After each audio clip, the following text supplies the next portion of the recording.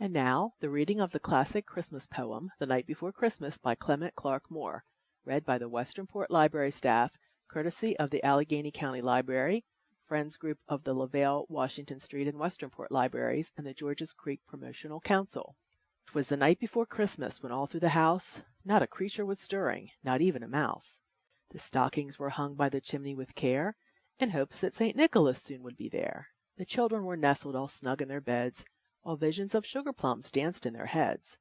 And Mamma in her kerchief and I in my cap had just settled our brains for a long winter's nap. When out on the roof there rose such a clatter, I sprang from my bed to see what was the matter. Away to the window I flew like a flash, tore open the shutter and threw up the sash. The moon on the breast of the new-fallen snow gave the luster of midday to objects below, when what to my wondering eye should appear but a miniature sleigh and 8 tiny reindeer. With a little old driver, so lively and quick, I knew in a moment it must be St. Nick. More rapid than eagles, his coursers they came. He whistled and shouted and called them by name. Now Dasher, now Dancer, now Prancer and Vixen, on Comet, on Cupid, on Donner and Blitzen, to the top of the porch, to the top of the wall. Now dash away, dash away, dash away all. As dry leaves that before the wild hurricane fly, when they meet with an obstacle, mount to the sky. So up to the housetop the coursers they flew, with the sleigh full of toys, and St. Nicholas too. And then in a twinkling I heard on the roof the prancing and pawing of each little hoof.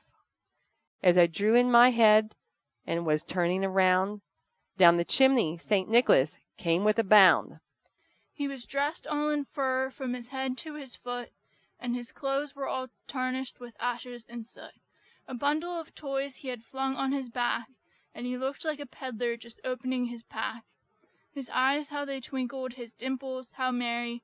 His cheeks were like roses, his nose like a cherry. His droll little mouth was drawn up like a bow, and the beard on his chin was as white as the snow.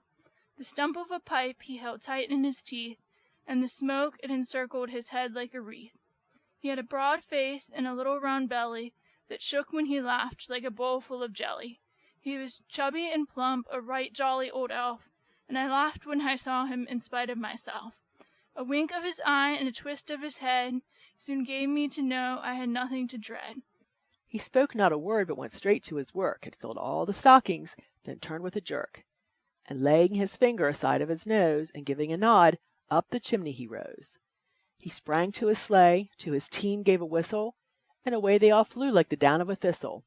But I heard him exclaim, ere he drove out of sight, "Happy Christmas to all, and to all a good night."